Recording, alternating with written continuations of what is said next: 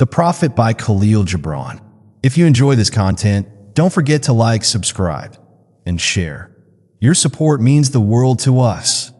His power came from some great reservoir of spiritual life, else it could not have been so universal and so potent.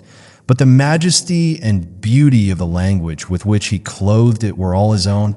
Claude Bragdon, the prophet, Almustafa, the chosen and the beloved, who was a dawn unto his own day, had waited 12 years in the city of Orphalese for a ship that was to return and bear him back to the isle of his birth. And in the 12th year, on the 7th day of Elul, the month of reaping, he climbed the hill without the city walls and looked seaward, and he beheld his ship coming with a mist. Then the gates of his heart were flung open, and his joy flew far over the sea. And he closed his eyes and prayed in the silences of his soul. But as he descended the hill, a sadness came upon him, and he thought in his heart, "How shall I go in peace and without sorrow? Nay, not without a wound in the spirit shall I leave this city. Long were the days of pain I have spent within its walls, and long were the nights of aloneness. And who can depart from his pain and his aloneness without regret? Too many fragments of the spirit have I scattered in these streets, and too many are the children of my longing that walk naked among these hills, and I cannot withdraw from them without a burden and an ache. It is not a garment I cast off this day, but a skin that I tear with my own hands. Nor is it a thought I leave behind me, but a heart made sweet with hunger and with thirst. Yet I cannot tarry longer. The sea that calls all things unto her calls me, and I must embark. For to stay, though the hours burn in the night, is to freeze and crystallize and be bound in a mold. Fain would I take with me all that is here. But how shall I? A voice cannot carry the tongue and the lips that gave it wings. Alone must it seek the ether, and alone and without his nest shall the eagle fly across the sun. Now when he reached the foot of the hill, he turned again towards the sea, and he saw his ship approaching the harbor, and upon her prow the mariners, the men of his own land. And his soul cried out to them, and he said, "Sons of my ancient mother, you riders of the tides, how often have you sailed in my dreams?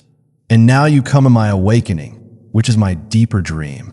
Ready am I to go, and my eagerness with sails full set awaits the wind. Only another breath will I breathe in this still air, only another loving look cast backward, and then I shall stand among you, a seafarer among seafarers. And you, vast sea, sleepless mother, who alone are peace and freedom to the river and the stream. Only another winding will this stream make, only another murmur in this glade. And then shall I come to you, a boundless drop to a boundless ocean." And as he walked, he saw from afar men and women leaving their fields and their vineyards and hastening towards the city gates. And he heard their voices calling his name and shouting from field to field, telling one another of the coming of his ship. And he said to himself, "Shall the day of parting be the day of gathering? And shall it be said that my eve was in truth my dawn?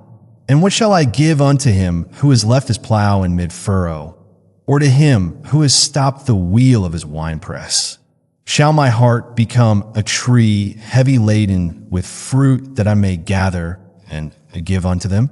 And shall my desires flow like a fountain that I may fill their cups? Am I a harp that the hand of the mighty may touch me, or a flute that his breath may pass through me? A seeker of silences am I, and what treasure have I found in silences that I may dispense with confidence? If this is my day of harvest, in what fields have I sowed the seed, and in what unremembered seasons? If this indeed be the hour in which I lift up my lantern, it is not my flame that shall burn therein. Empty and dark shall I raise my lantern, and the guardian of the night shall fill it with oil, and he shall light it also." These things he said in words, but much in his heart remained unsaid, for he himself could not speak his deeper secret.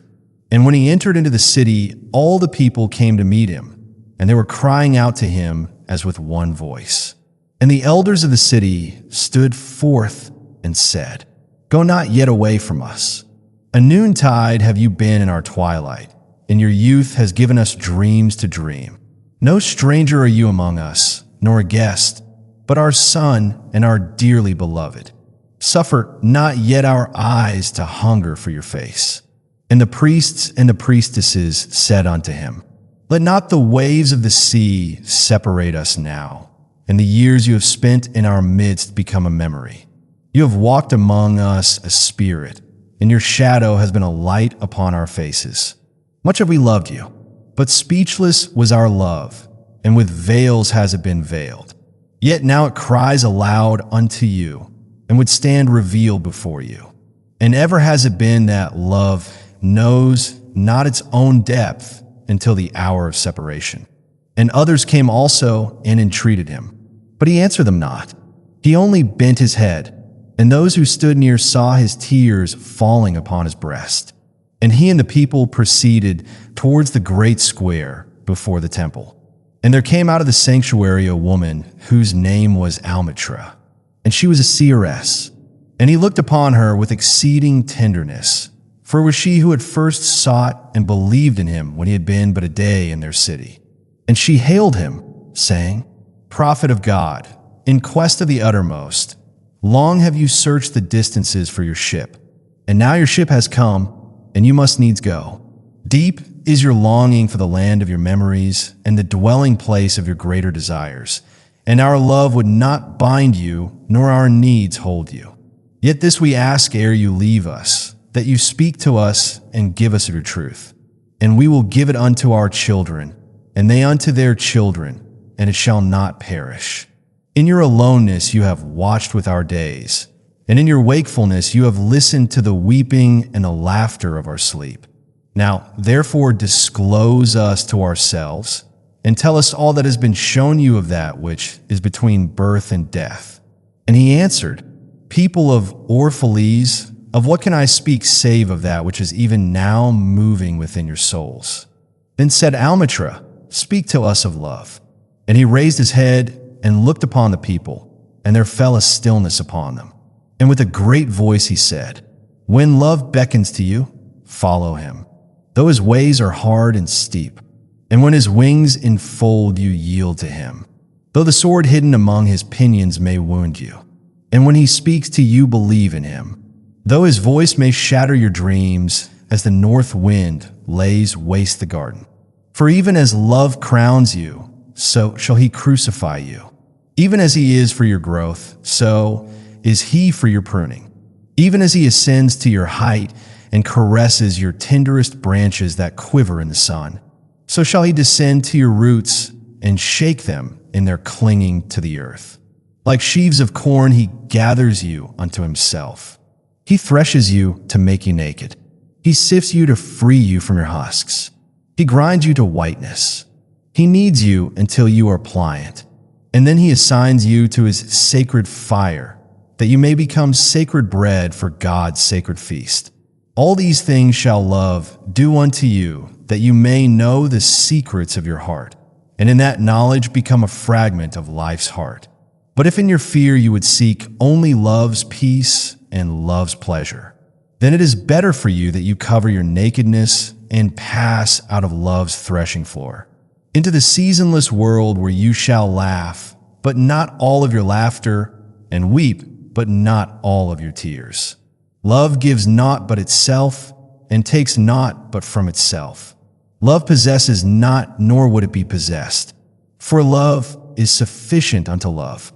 When you love, you should not say, God is in my heart, but rather, I am in the heart of God. And think not you can direct the course of love. For love, if it finds you worthy, directs your course. Love has no other desire but to fulfill itself. But if you love and must needs have desires, let these be your desires: to melt and be like a running brook that sings its melody to the night, to know the pain of too much tenderness, to be wounded by your own understanding of love, and to bleed willingly and joyfully, to wake at dawn with a winged heart and give thanks for another day of loving, to rest at the noon hour and meditate love's ecstasy, to return home at eventide with gratitude, and then to sleep with a prayer for the beloved in your heart and a song of praise upon your lips. Then Almustafa spoke again and said, "And what a marriage, master!" And he answered, saying, "You were born together, and together you shall be forevermore. You shall be together when the white wings of death scatter your days. Aye, you shall be together even in the silent memory of God. But let there be spaces in your togetherness, and let the winds of the heavens dance between you. Love one another, but make not a bond of love. Let it rather be a moving sea between the shores of your souls. Fill each other's cup, but drink not from one cup. Give one another of your bread, but eat not from the same loaf. Sing and dance together, and be joyous, but let each one of you be alone, even as the strings of a lute are alone, though they quiver with the same music. Give your hearts, but not into each other's keeping. For only the hand of life can contain your hearts. And stand together, yet not too near together. For the pillars of the temple stand apart, and the oak tree and the cypress grow not in each other's shadow. And a woman who held a babe against her bosom said, "Speak to us of children." And he said, "Your children are not your children. They are the sons and daughters of life's longing for itself. They come through you, but not from you. And though they are with you, yet they belong not to you. You may give them your love, but not your thoughts, for they have their own thoughts. You may house their bodies, but not their souls. For their souls dwell in the house of tomorrow, which you cannot visit, not even in your dreams. You may strive to be like them, but seek not to make them like you. For life goes not backward, nor tarries with yesterday. You are the bows from which your children, as living arrows, are sent forth. The archer sees the mark upon the path of the infinite, and he bends you with his might that his arrows may go swift and far. Let your bending in the archer's hand be for gladness. For even as he loves the arrow that flies, so he loves also the bow that is stable." Then said a rich man, "Speak to us of giving." And he answered, "You give but little when you give of your possessions. It is when you give of yourself that you truly give. For what are your possessions but things you keep and guard for fear you may need them tomorrow? And tomorrow, what shall tomorrow bring to the overprudent dog burying bones in the trackless sand as he follows the pilgrims to the holy city? And what is fear of need but need itself? Is not dread of thirst when your well is full, the thirst that is unquenchable? There are those who give little of the much which they have, and they give it for recognition, and their hidden desire makes their gifts unwholesome. And there are those who have little and give it all. These are the believers in life and the bounty of life, and their coffer is never empty. There are those who give with joy, and that joy is their reward. And there are those who give with pain, and that pain is their baptism. And there are those who give and know not pain in giving, nor do they seek joy, nor give with mindfulness of virtue. They give as in yonder valley the myrtle breathes its fragrance into space.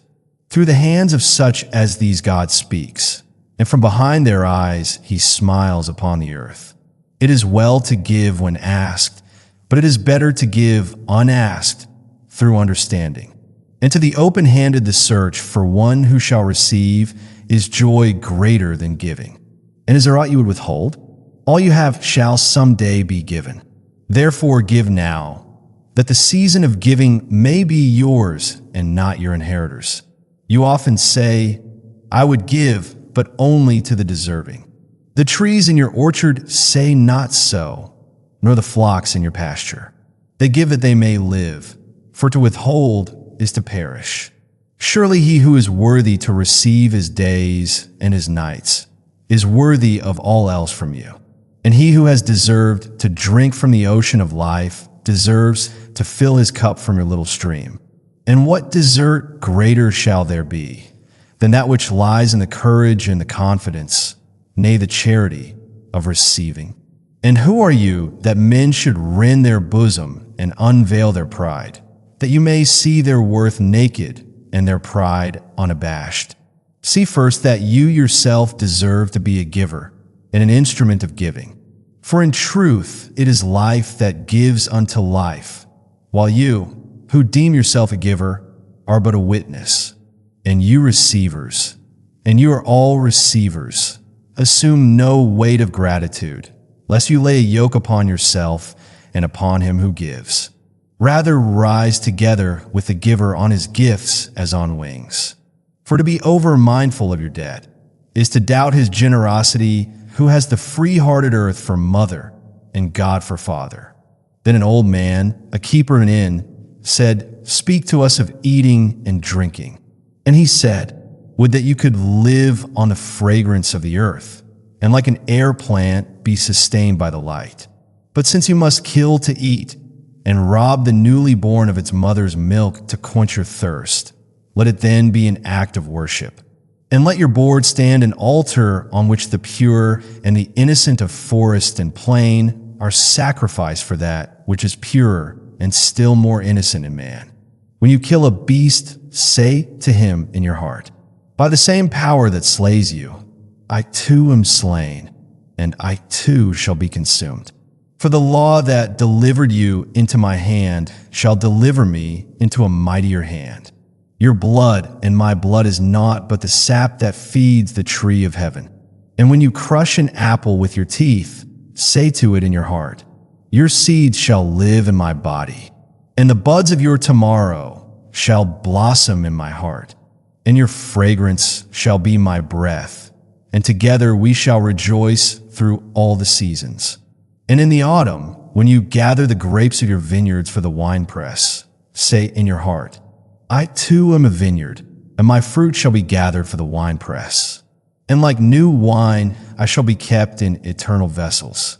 And in winter, when you draw the wine, let there be in your heart a song for each cup. And let there be in the song a remembrance for the autumn days, and for the vineyard, and for the winepress. Then a plowman said, Speak to us of work. And he answered, saying, You work that you may keep pace with the earth and the soul of the earth. For to be idle is to become a stranger unto the seasons, and to step out of life's procession, that marches in majesty and proud submission towards the infinite. When you work, you are a flute through whose heart the whispering of the hours turns to music. Which of you would be a reed, dumb and silent, when all else sings together in unison? Always you have been told that work is a curse and labor a misfortune. But I say to you that when you work, you fulfill a part of earth's furthest dream, assigned to you when that dream was born. And in keeping yourself with labor, you are in truth loving life. And to love life through labor is to be intimate with life's inmost secret. But if you in your pain call birth an affliction and the support of the flesh a curse written upon your brow, then I answer that not, but the sweat of your brow shall wash away that which is written. You have been told also that life is darkness, and in your weariness you echo what was said by the weary. And I say that life is indeed darkness save when there is urge, and all urge is blind save when there is knowledge, and all knowledge is vain save when there is work, and all work is empty save when there is love. And when you work with love, you bind yourself to yourself, and to one another, and to God. And what is it to work with love? It is to weave the cloth with threads drawn from your heart, even as if your beloved were to wear that cloth. It is to build a house with affection, even as if your beloved were to dwell in that house. It is to sow seeds with tenderness and reap the harvest with joy, even as if your beloved were to eat the fruit. It is to charge all things you fashion with a breath of your own spirit, and to know that all the blessed dead are standing about you and watching. Often have I heard you say, as if speaking in sleep, He who works in marble and finds the shape of his own soul in the stone is nobler than he who plows the soil. And he who seizes the rainbow to lay it on a cloth in the likeness of man is more than he who makes the sandals for our feet.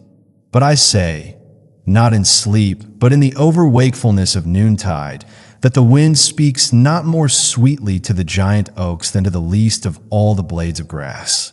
And he alone is great who turns the voice of the wind into a song made sweeter by his own loving. Work is love made visible.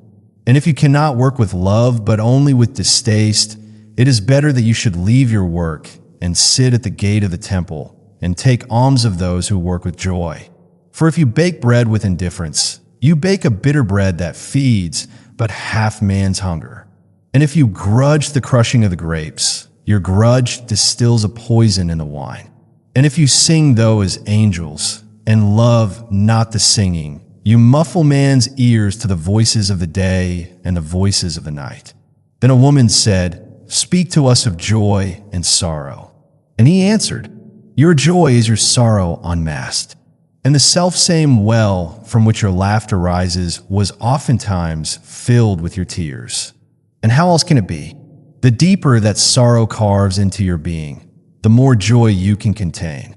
Is not the cup that holds your wine the very cup that was burned in the potter's oven? And is not the lute that soothes your spirit the very wood that was hollowed with knives? When you are joyous, look deep into your heart, and you shall find it is only that which has given you sorrow that is giving you joy. When you are sorrowful, look again in your heart, and you shall see that in truth you are weeping for that which has been your delight. Some of you say, joy is greater than sorrow, and others say, nay, sorrow is the greater. But I say unto you, they're inseparable. Together they come. And when one sits alone with you at your board, remember that the other is asleep upon your bed. Verily you are suspended like scales between your sorrow and your joy. Only when you're empty are you at standstill and balanced. When the treasure keeper lifts you to weigh his gold and his silver, needs must your joy or your sorrow rise or fall. Then a mason came forth and said, "Speak to us of houses." And he answered and said, "Build of your imaginings a bower in the wilderness ere you build a house within the city walls.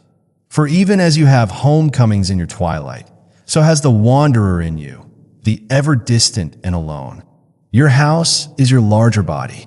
It grows in the sun and sleeps in the stillness of the night, and it is not dreamless. Does not your house dream? And dreaming, leave the city for grove or hilltop. Would that I could gather your houses into my hand, and like a sower scatter them in forest and meadow. Would the valleys were your streets, and the green paths your alleys, that you might seek one another through vineyards, and come with the fragrance of the earth in your garments. But these things are not yet to be. In their fear your forefathers gathered you two near together, and that fear shall endure a little longer. A little longer shall your city walls separate your hearts from your fields. And tell me, people of Orphalese, what have you in these houses? And what is it you guard with fastened doors? Have you peace, the quiet urge that reveals your power? Have you remembrances, the glimmering arches that span the summits of the mind? Have you beauty that leads the heart from things fashioned of wood and stone to the holy mountain? Tell me, have you these in your houses? Or have you only comfort and a lust for comfort, that stealthy thing that enters the house a guest, and then becomes a host, and then a master? Aye, and it becomes a tamer, and with hook and scourge makes puppets of her larger desires. Though its hands are silken, its heart is of iron. It lulls you to sleep only to stand by your bed and jeer at the dignity of the flesh. It makes mock of your sound senses and lays them in thistledown like fragile vessels. Verily the lust for comfort murders the passion of the soul, and then walks grinning in the funeral. But you, children of space, you restless in rest, you shall not be trapped nor tamed. Your house shall be not an anchor, but a mast. It shall not be a glistening film that covers a wound, but an eyelid that guards the eye. You shall not fold your wings that you may pass through doors, nor bend your heads that they strike not against the ceiling, nor fear to breathe, lest walls should crack and fall down. You shall not dwell in tombs made by the dead for the living. And though of magnificence and splendor, Your house shall not hold your secret, nor shelter your longing. For that which is boundless in you abides in the mansion of the sky, whose door is the morning mist, and whose windows are the songs and the silences of night. And the weaver said, Speak to us of clothes. And he answered, Your clothes conceal much of your beauty, yet they hide not the unbeautiful. And though you seek in garments the freedom of privacy, you may find in them a harness and chain. Would that you could meet the sun and the wind with more of your skin and less of your raiment. For the breath of life is in the sunlight, and the hand of life is in the wind. Some of you say, It is the north wind who has woven the clothes we wear. And I say, it was the north wind, but shame was his loom, and the softening of the sinews was his thread. And when his work was done, he laughed in the forest. Forget not that modesty is for a shield against the eye of the unclean. And when the unclean shall be no more, what were modesty but a fetter and a fouling of the mind? And forget not that the earth delights to feel your bare feet, and the winds long to play with your hair. And a merchant said, Speak to us of buying and selling. And he answered and said, To you the earth yields her fruit, and you shall not want a few, but know how to fill your hands. It is in exchanging the gifts of the earth that you shall find abundance and be satisfied. Yet unless the exchange be in love and kindly justice, it will but lead some to greed and others to hunger. When in the marketplace you toilers of the sea and fields and vineyards meet the weavers and the potters and the gatherers of spices, invoke then the master spirit of the earth to come into your midst and sanctify the scales and the reckoning that weighs value against value. And suffer not the barren-handed to take part in your transactions, who would sell their words for your labor. To such men you should say, Come with us to the field, or go with our brothers to the sea and cast your net. For the land and the sea shall be bountiful to you, even as to us. And if there come the singers and the dancers and the flute players, buy of their gifts also. For they too are gatherers of fruit and frankincense. And that which they bring, though fashioned of dreams, is raiment and food for your soul. And before you leave the marketplace, see that no one has gone his way with empty hands. For the master spirit of the earth shall not sleep peacefully upon the wind till the needs of the least of you are satisfied. Then one of the judges of the city stood forth and said, Speak to us of crime and punishment. And he answered, saying, It is when your spirit goes wandering upon the wind, that you, alone and unguarded, commit a wrong unto others and therefore unto yourself. And for that wrong committed must you knock and wait a while unheeded at the gate of the blessed. Like the ocean is your God's self. It remains forever undefiled. And like the ether it lifts but the winged. Even like the sun is your God's self. It knows not the ways of the mole, nor seeks it the holes of the serpent. But your God self dwells not alone in your being. Much in you is still man, and much in you is not yet man, but a shapeless pygmy that walks asleep in the mist, searching for its own awakening. And of the man in you would I now speak. For it is he and not your God self, nor the pygmy in the mist, that knows crime and the punishment of crime.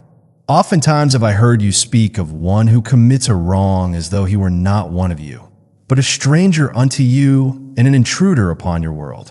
But I say that even as the holy and the righteous cannot rise beyond the highest which is in each one of you, so the wicked and the weak cannot fall lower than the lowest which is in you also.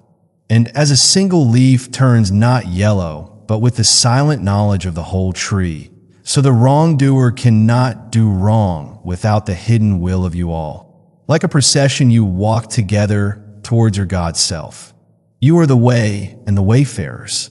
And when one of you falls down, he falls for those behind him, a caution against the stumbling stone. Aye, and he falls for those ahead of him, who though faster and surer of foot, yet removed not the stumbling stone. And this also, though the word lie heavy upon your hearts. The murdered is not unaccountable for his own murder. And the robbed is not blameless in being robbed. The righteous is not innocent of the deeds of the wicked, and the white-handed is not clean in the doings of the felon. Yeah, the guilty is oftentimes the victim of the injured, and still more often the condemned is the burden-bearer for the guiltless and unblamed. You cannot separate the just from the unjust and the good from the wicked, for they stand together before the face of the sun, even as the black thread and the white are woven together. And when the black thread breaks, the weaver shall look into the whole cloth, and he shall examine the loom also. If any of you would bring to judgment the unfaithful wife, let him also weigh the heart of her husband in scales, and measure his soul with measurements. And let him who would lash the offender look unto the spirit of the offended. And if any of you would punish in the name of righteousness and lay the axe unto the evil tree, let him see to its roots. And verily he will find the roots of the good and the bad, the fruitful and the fruitless, all entwined together in the silent heart of the earth. And you judges who would be just, what judgment pronounce you upon him who, though honest in the flesh, yet is a thief in spirit? What penalty lay you upon him who slays in the flesh, yet is himself slain in the spirit? And how prosecute you him who in action is a deceiver and an oppressor, yet who also is aggrieved and outraged? And how shall you punish those whose remorse is already greater than their misdeeds? Is not remorse the justice which is administered by that very law which you would fain serve? Yet you cannot lay remorse upon the innocent, nor lift it from the heart of the guilty. Unbidden shall it call in the night, that men may wake and gaze upon themselves. And you who would understand justice, how shall you, unless you look upon all deeds in the fullness of light?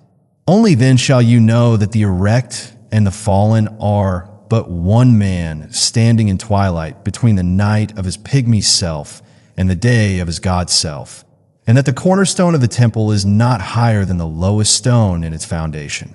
Then a lawyer said, But what of our laws, master? And he answered, You delight in laying down laws, yet you delight more in breaking them. Like children playing by the ocean who build sand towers with constancy and then destroy them with laughter. But while you build your sand towers, the ocean brings more sand to the shore. And when you destroy them, the ocean laughs with you. Verily, the ocean laughs always with the innocent. But what of those to whom life is not an ocean, and man-made laws are not sand towers, but to whom life is a rock, and the law a chisel with which they would carve it in their own likeness? What of the cripple who hates dancers? What of the ox who loves his yoke and deems the elk and deer of the forest stray and vagrant things?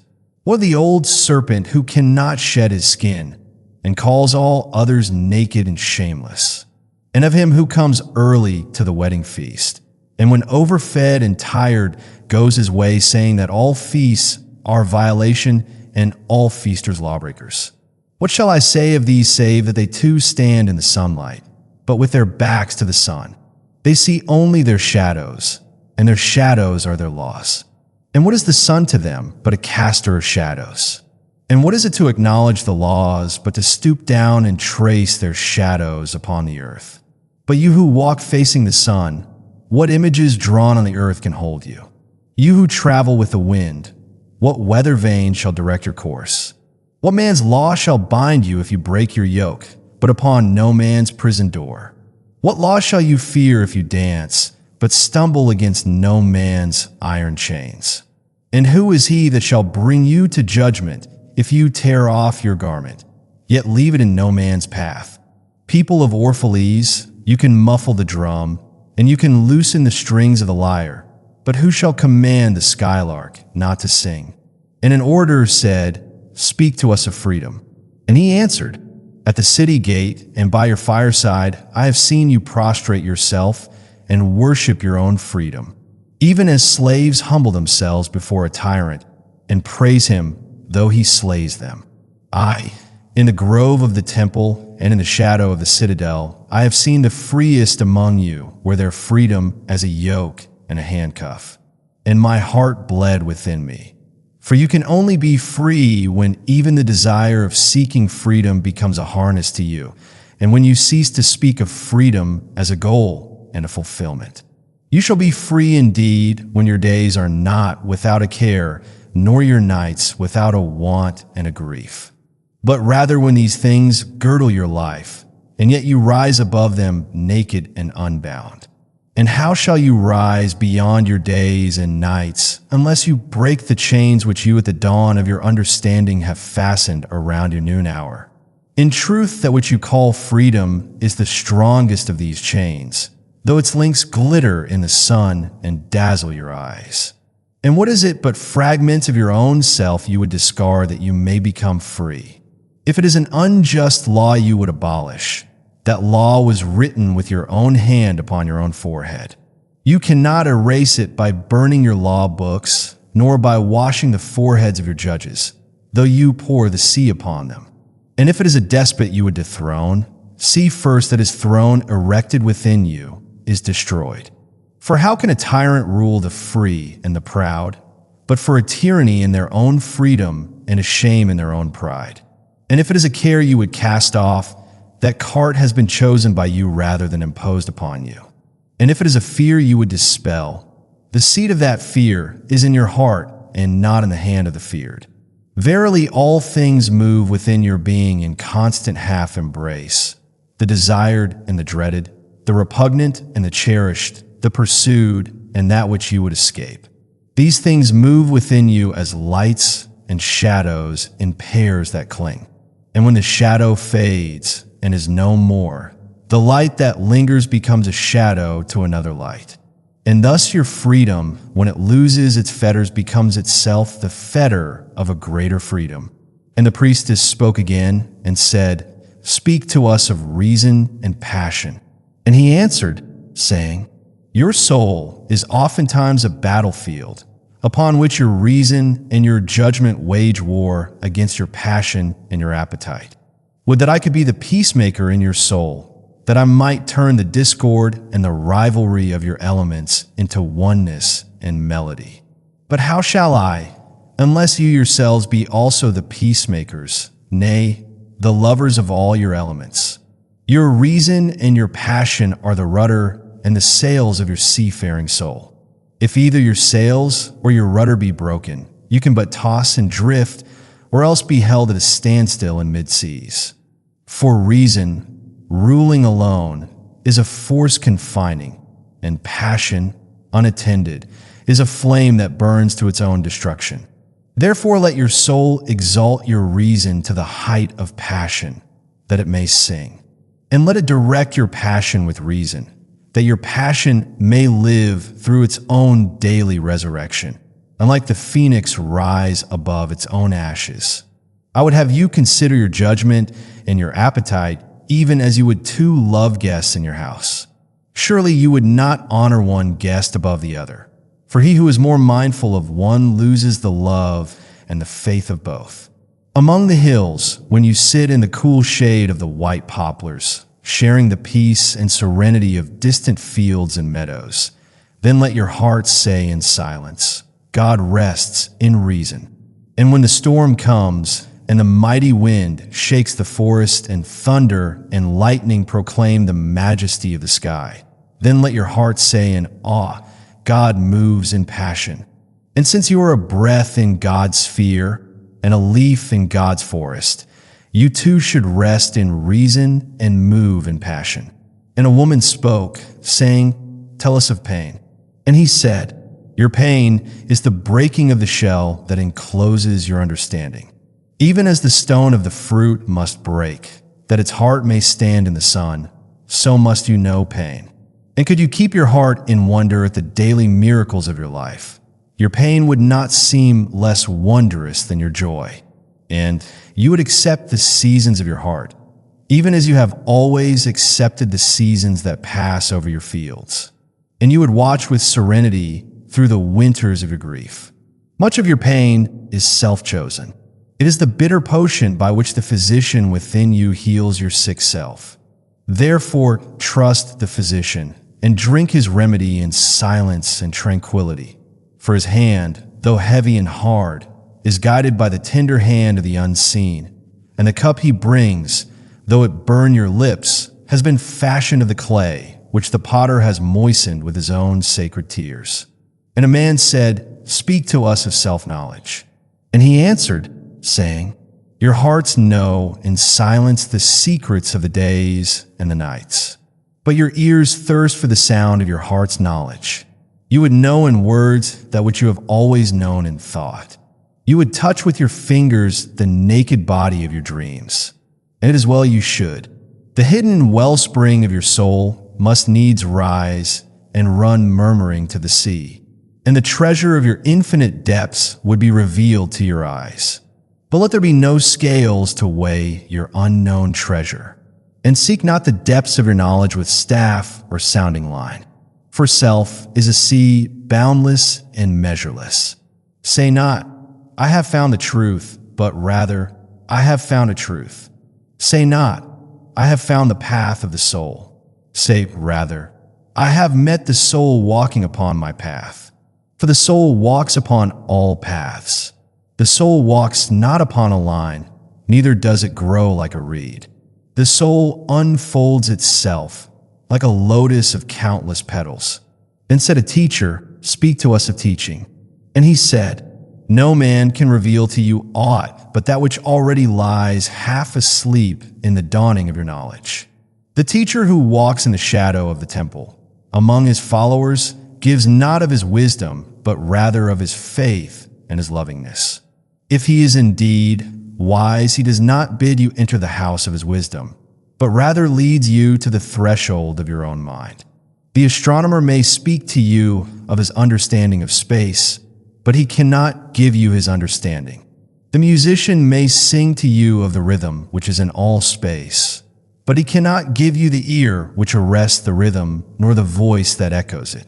And he who is versed in the science of numbers can tell of the regions of weight and measure, but he cannot conduct you thither. For the vision of one man lends not its wings to another man.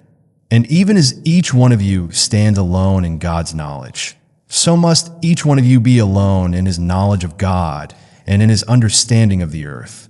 And a youth said, "Speak to us of friendship." And he answered, saying, "Your friend is your needs answered.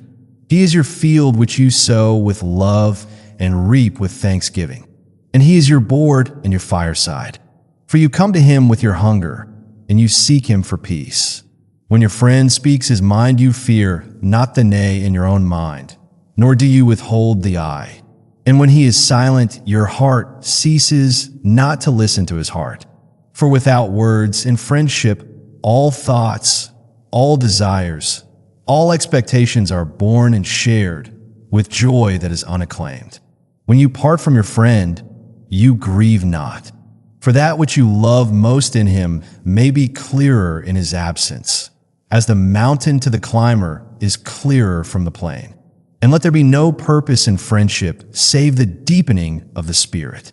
For love that seeks aught but the disclosure of its own mystery is not love, but a net cast forth, and only the unprofitable is caught. And let your best be for your friend. If he must know the ebb of your tide, let him know its flood also. For what is your friend that you should seek him with hours to kill? Seek him always with hours to live. For it is his to fill your need, but not your emptiness. And in the sweetness of friendship, let there be laughter and sharing of pleasures. For in the dew of little things the heart finds its morning and is refreshed. And then a scholar said, "Speak of talking." And he answered, saying, "You talk when you cease to be at peace with your thoughts. And when you can no longer dwell in the solitude of your heart, you live in your lips. And sound is a diversion and a pastime. And in much of your talking, thinking is half murdered. For thought is a bird of space, that in a cage of words may indeed unfold its wings, but cannot fly. There are those among you who seek the talkative through fear of being alone. The silence of aloneness reveals to their eyes their naked selves, and they would escape. And there are those who talk, and without knowledge or forethought reveal a truth which they themselves do not understand. And there are those who have the truth within them, but they tell it not in words. In the bosom of such as these the Spirit dwells in rhythmic silence. When you meet your friend on the roadside or in the marketplace, let the Spirit in you move your lips and direct your tongue. Let the voice within your voice speak to the ear of his ear. For his soul will keep the truth of your heart, as the taste of the wine is remembered, when the color is forgotten and the vessel is no more. And an astronomer said, "Master, what a time!" And he answered, "You would measure time, the measureless and the immeasurable. You would adjust your conduct and even direct the course of your spirit according to hours and seasons. Of time you would make a stream upon whose bank you would sit and watch its flowing. Yet the timeless in you is aware of life's timelessness and knows that yesterday is but today's memory and tomorrow is today's dream, and that which sings and contemplates in you is still dwelling within the bounds of that first moment which scattered the stars into space. Who among you does not feel that his power to love is boundless? And yet who does not feel that very love, though boundless, encompassed within the center of his being, and moving not from love thought to love thought, nor from love deeds to other love deeds? And is not time, even as love is, undivided and paceless? But if in your thought you must measure time into seasons, let each season encircle all the other seasons. And let today embrace the past with remembrance and the future with longing. And one of the elders of the city said, "Speak to us of good and evil." And he answered, "Of the good in you I can speak, but not of the evil. For what is evil but good tortured by its own hunger and thirst? Verily, when good is hungry, it seeks food even in dark caves, and when it thirsts, it drinks even of dead waters. You are good when you are one with yourself. Yet when you are not one with yourself, you are not evil. For a divided house is not a den of thieves. It is only a divided house. And a ship without rudder may wander aimlessly among perilous isles, yet sink not to the bottom. You are good when you strive to give of yourself. Yet you are not evil when you seek gain for yourself. For when you strive for gain, you are but a root that clings to the earth and sucks at her breast. Surely the fruit cannot say to the root, 'Be like me, ripe and full and ever giving of your abundance.' For to the fruit giving is a need, as receiving is a need to the root. You are good when you are fully awake in your speech. Yet you are not evil when you sleep while your tongue staggers without purpose. And even stumbling speech may strengthen a weak tongue. You are good when you walk to your goal firmly and with bold steps. Yet you are not evil when you go thither limping. Even those who limp go not backward. But you who are strong and swift, see that you do not limp before the lame, deeming it kindness. You are good in countless ways, and you are not evil when you are not good. You are only loitering and sluggard. Pity that the stags cannot teach swiftness to the turtles. In your longing for your giant self lies your goodness, and that longing is in all of you. But in some of you, that longing is a torrent rushing with might to the sea, carrying the secrets of the hillsides and the songs of the forest. And in others, it is a flat stream that loses itself in angles and bends and lingers before it reaches the shore. But let not him who longs much say to him who longs little, "Wherefore are you slow and halting?" For the truly good ask not the naked, "Where is your garment?" Nor the houseless, "What has befallen your house?" Then a priestess said, "Speak to us of prayer." And he answered, saying, "You pray in your distress and in your need, would that you might pray also in the fullness of your joy and in your days of abundance. For what is prayer but the expansion of yourself into the living ether? And if it is for your comfort to pour your darkness into space, it is also for your delight to pour forth the dawning of your heart. And if you cannot but weep when your soul summons you to prayer, she should spur you again and yet again. though weeping, until you shall come laughing. When you pray, you rise to meet in the air those who are praying at that very hour, and whom save in prayer you may not meet. Therefore let your visit to that temple invisible be for naught but ecstasy and sweet communion. For if you should enter the temple for no other purpose than asking, you shall not receive. And if you should enter into it to humble yourself, you shall not be lifted. Or even if you should enter into it to beg for the good of others, you shall not be heard. It is enough that you enter the temple invisible. I cannot teach you how to pray in words. God listens not to your words save when He Himself utters them through your lips. And I cannot teach you the prayer of the seas and the forests and the mountains. But you who are born of the mountains and the forests and the seas can find their prayer in your heart. And if you but listen in the stillness of the night, you shall hear them saying in silence, Our God, who art our winged self, it is thy will in us that willeth. It is thy desire in us that desireth. It is thy urge in us that would turn our nights, which are thine, into days which are thine also. We cannot ask thee for aught, for thou knowest our needs before they are born in us. Thou art our need, and in giving us more of thyself, thou givest us all. Then a hermit, who visited the city once a year, came forth and said, Speak to us of pleasure. And he answered, saying, Pleasure is a freedom song, but it is not freedom. It is the blossoming of your desires, but it is not their fruit. It is a depth calling unto a height, but it is not the deep nor the high. It is the cage taking wing, but it is not space encompassed. Aye, in very truth, pleasure is a freedom song, and I fain would have you sing it with fullness of heart. Yet I would not have you lose your hearts in the singing. Some of you youth seek pleasure as if it were all, and they are judged and rebuked. I would not judge nor rebuke them. I would have them seek, for they shall find pleasure, but not her alone. 7 are her sisters, and the least of them is more beautiful than pleasure. Have you not heard of the man who was digging in the earth for roots and found a treasure? And some of your elders remember pleasures with regret, like wrongs committed in drunkenness. But regret is the beclouding of the mind and not its chastisement.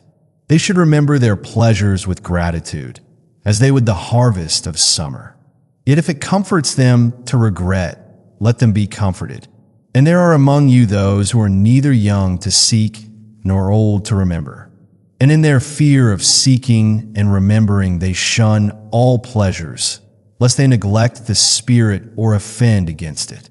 But even in their foregoing is their pleasure.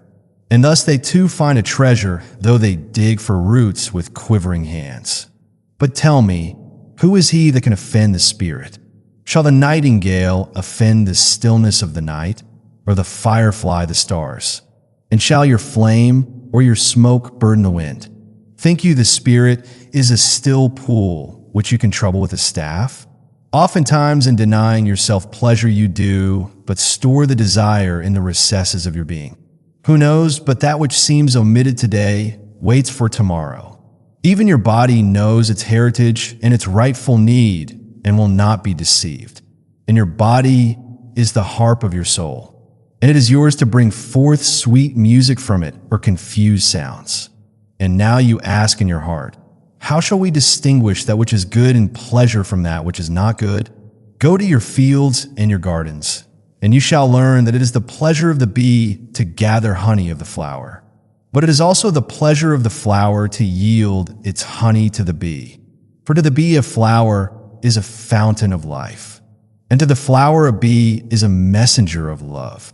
And to both bee and flower, the giving and the receiving of pleasure is a need and an ecstasy. People of Orphalese, be in your pleasures like the flowers and the bees. And a poet said, Speak to us of beauty. And he answered, Where shall you seek beauty?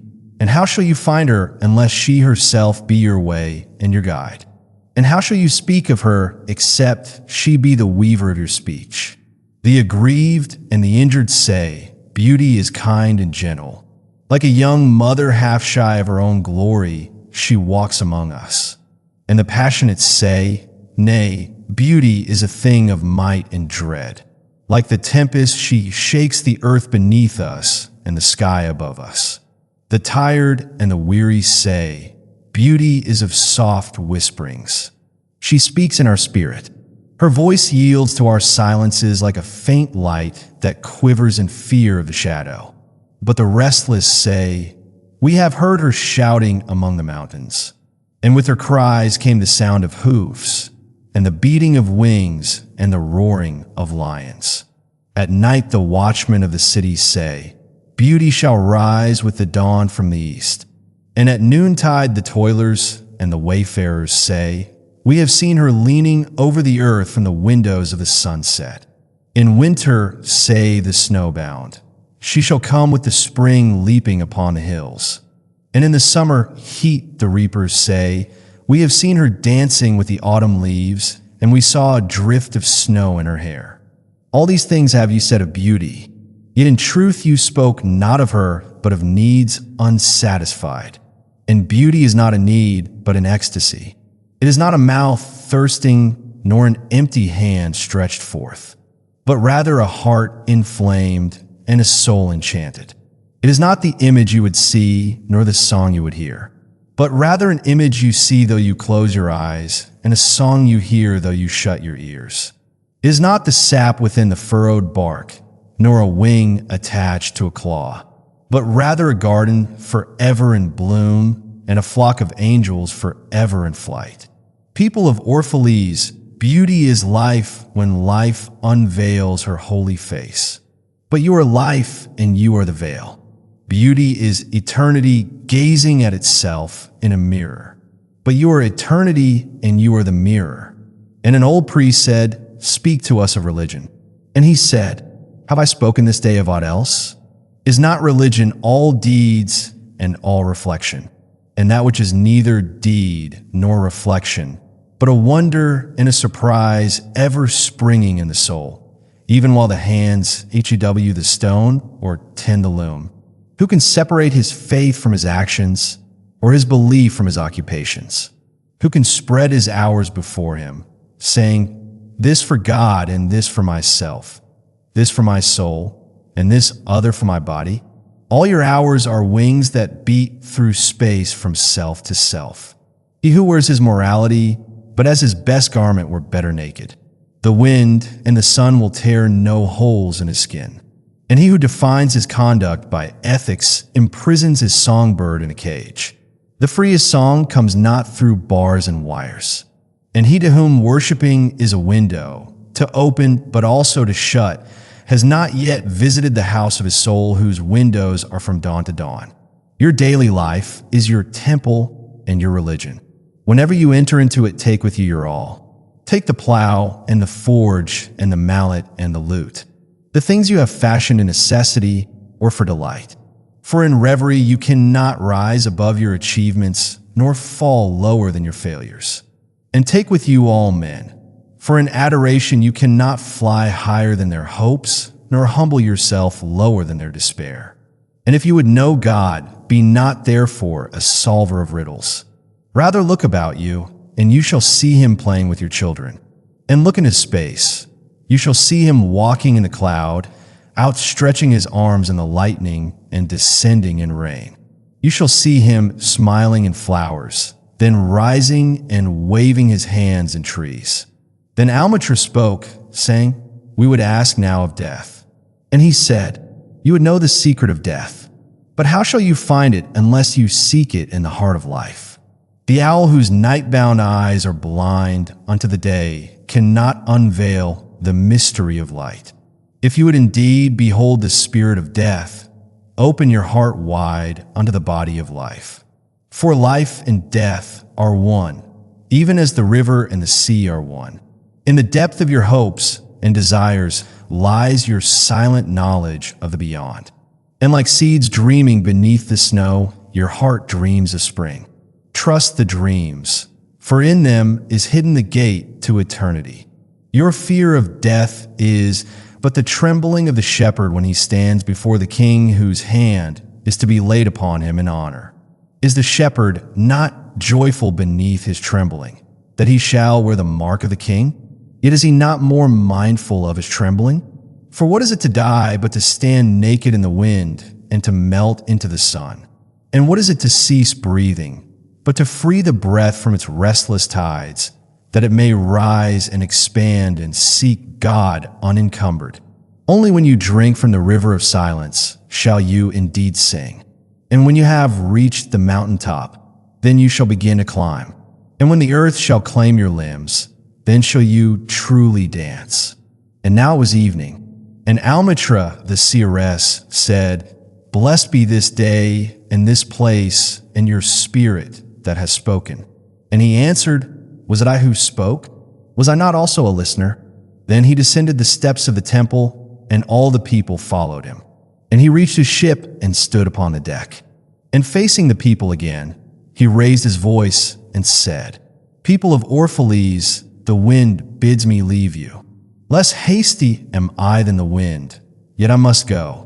We wanderers, ever seeking the lonelier way, begin no day where we have ended another day, and no sunrise finds us where sunset left us. Even while the earth sleeps, we travel. We are the seeds of the tenacious plant, and it is in our ripeness and our fullness of heart that we are given to the wind and are scattered. Brief were my days among you, and briefer still the words I have spoken.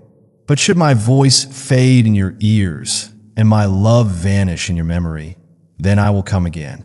And with a richer heart and lips more yielding to the Spirit will I speak. Yeah, I shall return with the tide, and though death may hide me, and the greater silence enfold me, yet again will I seek your understanding, and not in vain will I seek. If aught I have said is truth, that truth shall reveal itself in a clearer voice, and in words more kin to your thoughts. I go with the wind, people of Orphalese, but not down into emptiness. And if this day is not a fulfillment of your needs and my love, then let it be a promise till another day. Man's needs change, but not his love, nor his desire that his love should satisfy his needs. Know therefore that from the greater silence I shall return. The mist that drifts away at dawn, leaving but dew in the fields, shall rise and gather into a cloud and then fall down in rain. And not unlike the mist have I been. In the stillness of the night I have walked in your streets, and my spirit has entered your houses. And your heartbeats were in my heart, and your breath was upon my face, and I knew you all. I knew your joy and your pain, and in your sleep your dreams were my dreams. And oftentimes I was among you a lake among the mountains. I mirrored the summits in you and the bending slopes, and even the passing flocks of your thoughts and your desires. And to my silence came the laughter of your children in streams, and the longing of your youths in rivers. And when they reached my depth the streams and the rivers ceased not yet to sing. But sweeter still than laughter and greater than longing came to me. It was the boundless in you, the vast man in whom you are all but cells and sinews. He in whose chant all your singing is but a soundless throbbing. It is in the vast man that you are vast, and in beholding him that I beheld you and loved you. For what distances can love reach that are not in that vast sphere? What visions, what expectations, and what presumptions can outsoar that flight? Like a giant oak tree covered with apple blossoms is the vast man in you. His might binds you to the earth. His fragrance lifts you into space. And in his durability, you are deathless. You have been told that, even like a chain, you are as weak as your weakest link. This is but half the truth. You are also as strong as your strongest link. To measure you by your smallest deed is to reckon the power of ocean by the frailty of its foam. To judge you by your failures is to cast blame upon the seasons for their inconstancy. You're like an ocean, and though heavy-grounded ships await the tide upon your shores, yet, even like an ocean, you cannot hasten your tides. And like the seasons you are also, and though in your winter you deny your spring, yet spring, reposing within you, smiles in her drowsiness and is not offended. Think not I say these things in order that you may say the one to the other, he praised us well. He saw but the good in us. I only speak to you in words of that which you yourselves know and thought. And what is word knowledge but a shadow of wordless knowledge? Your thoughts and my words are waves from a sealed memory that keeps records of our yesterdays, and of the ancient days when the earth knew not us nor herself, and of nights when earth was upwrought with confusion. Wise men have come to you to give you of their wisdom. I came to take of your wisdom, and behold, I have found that which is greater than wisdom. It is a flame spirit in you ever gathering more of itself, while you, heedless of its expansion, bewail the withering of your days. It is life in quest of life in bodies that fear the grave. There are no graves here. These mountains and plains are a cradle and a stepping stone. Whenever you pass by the field where you have laid your ancestors, look well thereupon, and you shall see yourselves and your children dancing hand in hand. Verily, you often make merry without knowing. Others have come to you, to whom for golden promises made unto your faith you have given but riches and power and glory. Less than a promise have I given, and yet more generous have you been to me. You have given me my deeper thirsting after life. Surely there is no greater gift to a man than that which turns all his aims into parching lips and all life into a fountain. And in this lies my honor and my reward, that whenever I come to the fountain to drink, I find the living water itself thirsty, and it drinks me while I drink it. Some of you have deemed me proud and overshy to receive gifts. Too proud indeed am I to receive wages, but not gifts. And though I have eaten berries among the hills when you would have had me sit at your board, and slept in the portico of the temple when you would gladly have sheltered me, yet was it not your loving mindfulness of my days and my nights that made food sweet to my mouth and girdled my sleep with visions? For this I bless you most. You give much and know not that you give it all. Verily the kindness that gazes upon itself in a mirror turns to stone, and a good deed that calls itself by tender names becomes the parent to a curse. And some of you have called me aloof and drunk with my own aloneness. And you have said, he holds counsel with the trees of the forest, but not with men. He sits alone on hilltops and looks down upon our city. True it is that I have climbed the hills and walked in remote places. How could I have seen you say from a great height or a great distance? How can one be indeed near unless he be far? And others among you called unto me, not in words, and they said, Stranger, stranger, lover of unreachable heights, why dwell you among the summits where eagles build their nests? Why seek you the unattainable? What storms would you trap in your net? And what vaporous birds do you hunt in the sky? Come and be one of us. Descend and appease your hunger with our bread, and quench your thirst with our wine. In the solitude of their souls, they said these things. But were their solitude deeper, they would have known that I sought but the secret of your joy and your pain. And I hunted only your larger selves that walk the sky. But the hunter was also the hunted. For many of my arrows left my bow only to seek my own breast.